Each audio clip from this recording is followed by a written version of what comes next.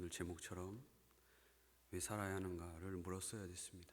본문이 어떻게 정해야 할지 잘 몰라서 욥을 정했습니다. 그리고 계속 보았죠. 슬픔도 참 많이 줬는데 은혜도 참 많이 주었습니다. 욥의 아내가 욥에게 말합니다. 욥은 많은 것을 잃었습니다. 재산도, 자녀도, 친구도, 사회적 지위도. 그리고 지금 한 몸으로 하나님이 주신 아내가 사탄이 하는 말, 하나님을 욕하고 죽으라 라고 얘기했습니다. 모든 것을 다 잃었죠. 하나님을 욕하라. 이것은 사탄이 하는 말입니다. 사탄이 했던 말이죠. 그의 모든 소유물을 치소서, 그의 뼈와 살을 치소서. 그럼 틀림없이 주를 욕하지 않겠습니까? 어찌 세상에 까닭없이 주를 경외하는 자가 있겠습니까? 이 세상은 이처럼 욥에게 너무나 가혹했습니다. 근데 욥은 오늘 본문처럼 하나님을 욕하지 아니했습니다. 그리고 그 다음의 말이 죽으라는 건데요. 하나님은 두 번의 하나님 천상의 회의를 통해서 욥의 재산과 욥의 몸을 쳤지만 6절에 보듯이 욥의 생명은 해하지 말라고 합니다. 살려두신 거죠. 이 고난 가운데서도 욥이 살아야 할 이유가 무엇일까요? 욥은 왜 살아야 했을까요? 우리가 잘 알듯이 욥은 마지막에 내가 주를 귀로만 들었으나 이제 주를 눈으로 본다고 합니다. 주를 눈으로 보는 게 뭘까요? 왜 이 극심한 고난 가운데서도 죽어 마땅해서 내 생명의 삶을 끊고서 마무리 졌어야 되는 그 고난 앞에서 왜 하나님은 살리셨고, 그리고 왜 욥에게 이 주가 누구이신지를 눈으로 보게 했을까요? 욥은 자기의 생일을 저주합니다. 이 생일을 저주하는 것은 주를 욕한 게 아니라면 그 고난을 버티기가 힘들다는 거죠. 누구나 고난 앞에서는 동일한 반응을 할 것입니다. 살아서 주를 어떻게 보아야 하는가? 내가 왜 살아야 하는가? 그리고 주의 무엇을 보아야 하는가? 저는 저한테 그렇게 물었던 것 같습니다. 그럼 내가 살아서 무엇을 보아야 합니까? 라고 말이죠. 28장 한번 가보겠습니다.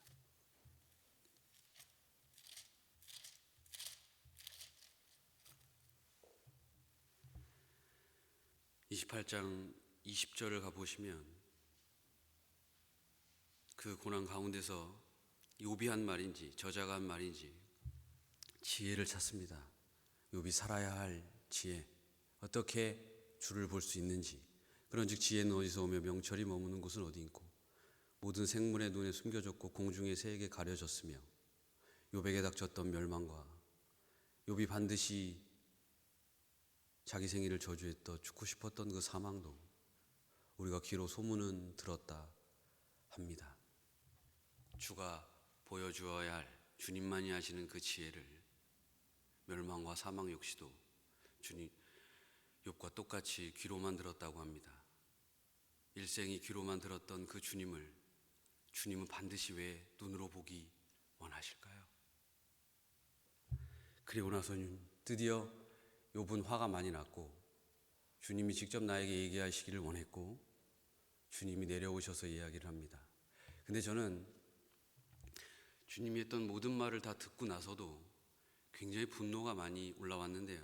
38장 한번 가보겠습니다.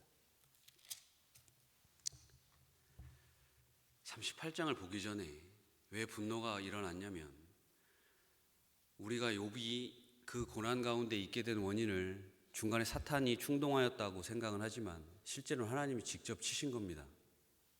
근데 하나님이 직접 쳤는데 하나님의 마음이 나타나질 않아요. 자기가 하늘에서도 온전하고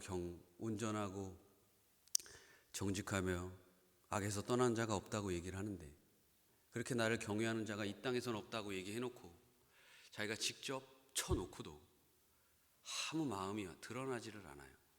38장부터 이제 보면 이따 보겠지만 계속 혼내는 것만 나오는 것 같아요. 물론 욥이 자기의 의의를 꺾지 않기 때문에 하나님에게 잘못한 것이 있을 수 있어요. 근데 저는 하나님께 그렇게 물어보지 않았거든요. 우선 38장을 보겠습니다. 1절, 그때 여호와께서 폭풍우 가운데서 욥에게 말씀하여 이르시되 무지한 말로 생각, 이 세상을 다스리는 모든 이치를 어둡게 하는 자가 누구냐? 너는 대장부처럼 허리를 묶고 내게 묻는 것을 대답해라. 내가 땅에 기초를 놓을 때 내가 어디 있었느냐? 너는 깨달아 알거든 말할지라. 누가 그것의 도량법을 정하였는지, 누가 그 줄을 그 어디에 띄었는지 내가 아느냐? 그것의 주추는 무엇 위에 세웠으며 그 모퉁이 돌은 누가 놓았느냐? 그 새벽별들이 기뻐 노래하며 하나님의 아들들이 다 기뻐 소리를 질렀느니라. 하나님이 창조할 때 하나님의 아들들과 모든 새벽별들이 기뻐했다는 거예요. 네가 볼 때는 세상에 악이 있어서 의인이 고난받아 고통받는 것 같아도 내가 창조했던 그 세상은 매우 아름다웠다는 거예요. 그 다음, 바다가 모태에서 터져 나올 때 문으로 그것을 가둔 자가 누구냐? 그때 내가 구름으로 그 옷을 만들고 흑암으로 그 강보를 만들고 한계를 정하여 문빗장을 지르고 바다의 한계를 하나님이 정하셨답니다. 이르기를 내가 여기까지 오고 더 넘어오지 못하게 하느니 내 높은 파도가 여기서 그칠지니라 하였노라. 모든 것의 한계를 하나님이 정하셨다는 거예요. 창조할 때도 마찬가지죠. 잘 생각하시면서 그 다음에 내가 너의 날에 아침에게 명령하였느냐? 새벽에게 그 자리를 일러 주었느냐? 새벽이 와야 아침이 옵니다. 그리고 새벽이 오고 나서 아침이 와야 빛이라는 게 뜨겠죠. 네가 새벽에게 명령하여 지금이 새벽이고 이것이 아침이냐고 네가 명령하였느냐라는 거예요. 13절, 그것으로 땅끝을 붙잡고 악한 자들을 그 땅에서 떨쳐버린 일이 있었느냐? 이 틈바구니가 구부러져서 악이라는 게 드러나 있는데 네가 이 땅끝을 쥐고 폈을 때 온 세상이 평평하게 되기 때문에 아침이 오고 새벽이 오고 아침이 왔기 때문에 이것을 비춰서 그 악인들을 낱낱이 비출 수 있는 것처럼 바다가 땅으로 올라가지 못하는 그 한계를 내가 정한 것처럼 온 세상은 악인이 함부로 넘나들 수 없는 것과 똑같이 그렇게 아름답다는 거예요. 욥이 네가 고통받고 있더라도 그 세상은 악이 한계를 넘을 수 없다는 거예요. 그 다음, 땅이 변하여 진흙에 인친 것 같이 되었고 악인들은 옷같이 나타나되 악인에게는 그 빛이 차단되고 그들의 높이 든 팔이 꺾이느니라. 하나님이 그렇게 얘기하시고 있는 거예요. 혼이 나고 있는 거죠. 의인이 고난받으면서 말이죠. 16절, 내가 바다의 샘에 들어갔느냐? 깊은 물 밑으로 걸어다녀 보았느냐? 사망의 문이 내게 나타났느냐? 사망의 그늘진 문을 내가 보았느냐? 욥은 지금 죽고 싶은데 사망의 문까지 가지 않았다는 거예요. 두려운 말이죠. 굉장히 두려운 말이죠.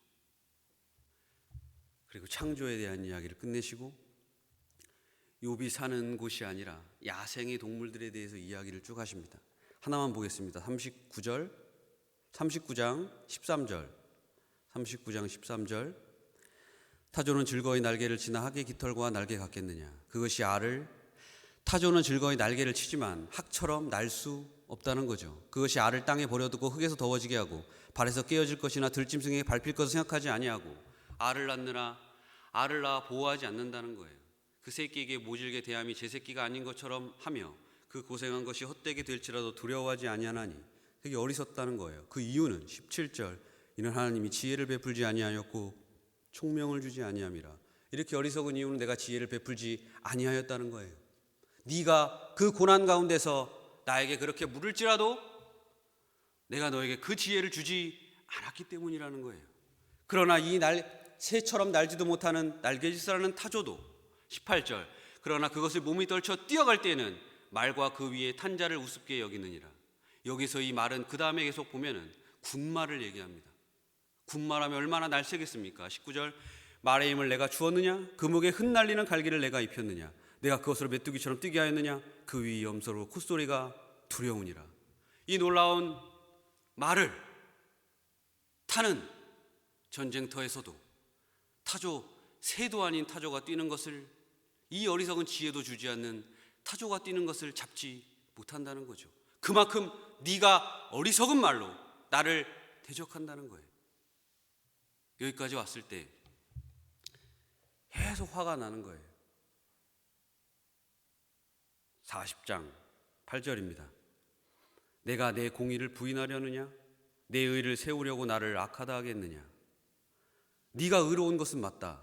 근데 그 의를 가지고 나와 대면하여 봐요. 대면하여서 내가 왜 이렇게 힘든가를 따지면 내가 악해야 되겠느냐? 그럼 내가 지금 이 고난을 너에게 모두 준 것이 내 공의가 잘못됐다는 것이냐? 9절, 내가 하나님처럼 능력이 있느냐? 하나님처럼 천둥소리를 내겠느냐? 너는 위엄과 존귀로 단장하며 영광과 영화를 입을지나 너의 넘치는 노를 비우고 교만한 자를 발견하여 모두 낮추되 네가 진정 하나님처럼 능력이 있다면 교만한 자를 낮춰보거라. 교만한 자를 찾아내어라. 12절, 모든 교만한 자를 발견하여 낮아지게 하며 악인의 그들의 처소에서 짓밟아라. 14절, 그리하면 네가 너를 구원할 수 있다 내가 인정하리라. 제가 하나님에게 물었습니다. 하나님, 저는 의인이 아닙니다. 저는 죄 때문에 내가 이렇게 고난을 받는지도 알겠고 내가 이렇게 힘들 그 모든 것도 나는 욥처럼 의인도 아니요 악인이기에 받다는 것도 알겠습니다. 나는 하나님이 세상을 만드실 때 거기에 있지도 않았으며 악인을 찾을 수도 없으며 악인을 낮추기도 그들과 즐길 뿐이지 낮출 그런 내 능력도 없습니다. 근데 어떻게 욥은 주를 보았고 티끌과 제 가운데서 회개했을까요? 여기서 회개라는 말은 욥에서는 7번 쓰는데요, 전부 위로하다라고 씁니다. 여기서는 회개하다라고 써요. 물론 회개할 게 욥이 있죠. 위로도 받았다는 거예요. 어떻게 욥이 위로받았을까?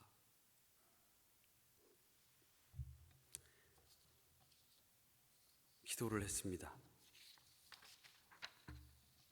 그리고 책을 읽고 예수님을 대신해서 넣어봤습니다. 욥 대신에. 욥은 천상에 무슨 일이 벌어지는지 몰랐죠. 근데 주님은 아셨어요. 2000년 후에 나 같은 사람이 고난받아 울부짖을 때 그 고난과 함께하기 위해서 지금 이 욥기가 다 대답하지 못하는 이것에 나 같은 사람을 향하여 대답해 주기 위해서 예수께서는 세상을 창조할 때 지혜가 되셨고 예수를 바라보시며 성부는 세상을 창조하실 때 기뻐하셨고 욥이 네가 대답하지 못하는 그 모든 것들을 대답하였으며 악인이 빛이 비출 때 그 악인을 모두 색출하여 심판받을 것도 그리스도는 알고 계셨습니다. 그리고 때가 돼서 욥이 네가 새벽의 자리를 위치해 주고 그 다음에 아침의 빛을 비추어 악인이 드러나도록 네가 할 수 없지만 내가 예수라는 이 세상의 빛을 보내어 악이 진짜 무엇인지 온 세상에 비추는 것을 내가 그리스도를 보내 비추게 하지 않았느냐.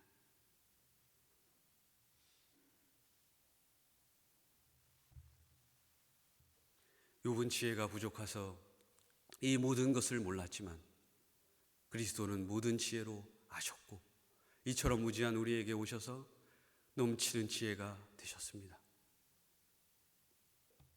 성자 예수께서 이 땅에 오셔서 고난이 시작되고 광야에 몰아서 십자가에 죽기까지 오히려 더 힘을 빼서 더 빨리 죽겠으면 고통을 받지 않았을 텐데도 광야로 모시고 십자가에 죽기까지 그를 힘을 주셨던 분도 천상에 계셨던 성령 하나님이셨습니다. 이 세 분은 그렇게 계셨죠. 그리고 십자가에 달린 마지막 날 예수께서는 기도하셨습니다. 이 잔을 내게서 치워달라고. 성부는 침묵했습니다. 욥과 달리 성부는 예수께 끝까지 침묵하셨어요. 이 잔을 왜 치워달라고 했을까요? 고난받는 우리 모두는 그 고난이 버겁기 때문입니다.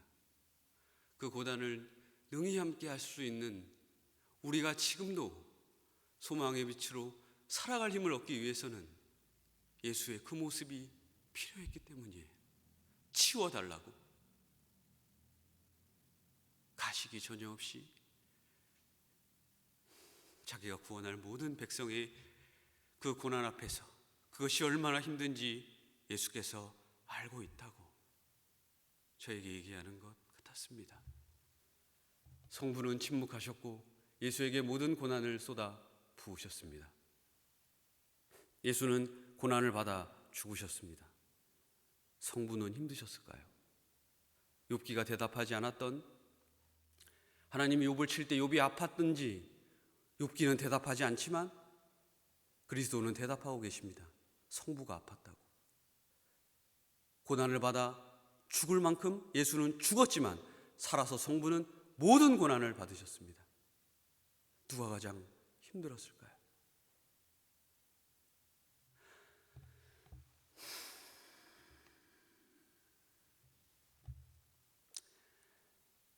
지금도 기도하지 못하고 절망 가운데 있는 모든 사람들의 손을 욥기에는 숨겨졌지만 붙들고 계시고, 내가 왜 살아야 하려고 외치는 사람들에게 그 눈을 부릅떠서 바라보아라. 예수가 네 대신 고난을 받지 않았느냐? 이제 눈을 떠서 진짜 하나님이 누구인지 보라고 저에게 얘기해 주셨습니다.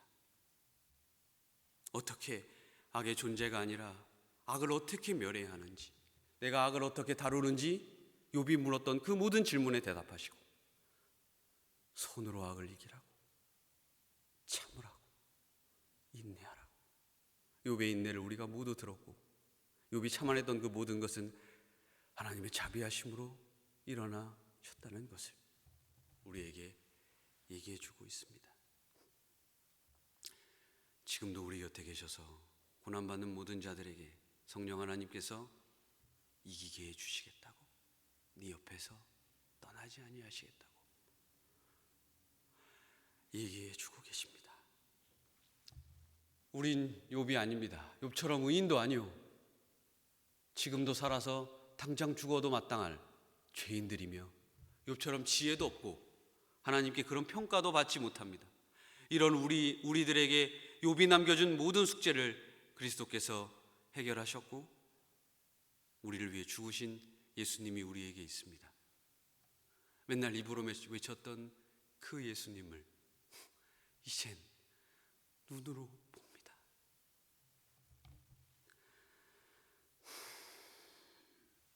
처음에 질문으로 돌아가서 왜 살아야 하는가? 예수님이 살게 하시니까요. 끝까지 버티게 하실 것이고, 욥처럼 2배의 복을 받는 건 원하지도 않고 내 입에 간절히 기도가 터져나오게 합니다. 주여, 눈 감고 떴을 때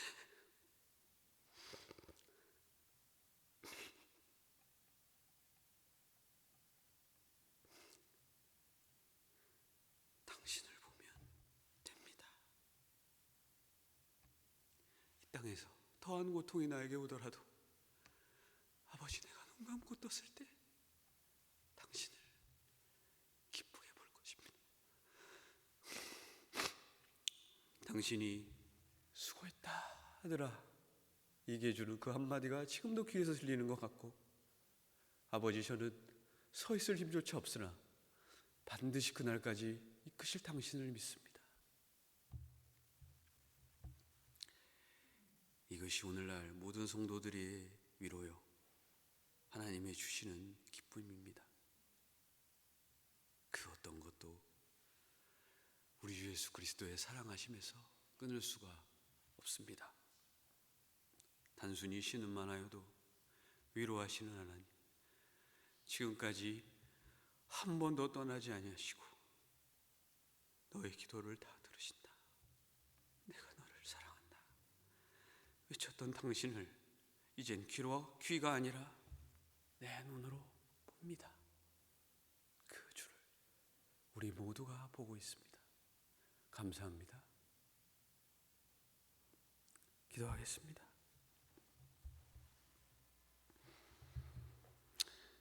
하나님 아버지, 감사합니다.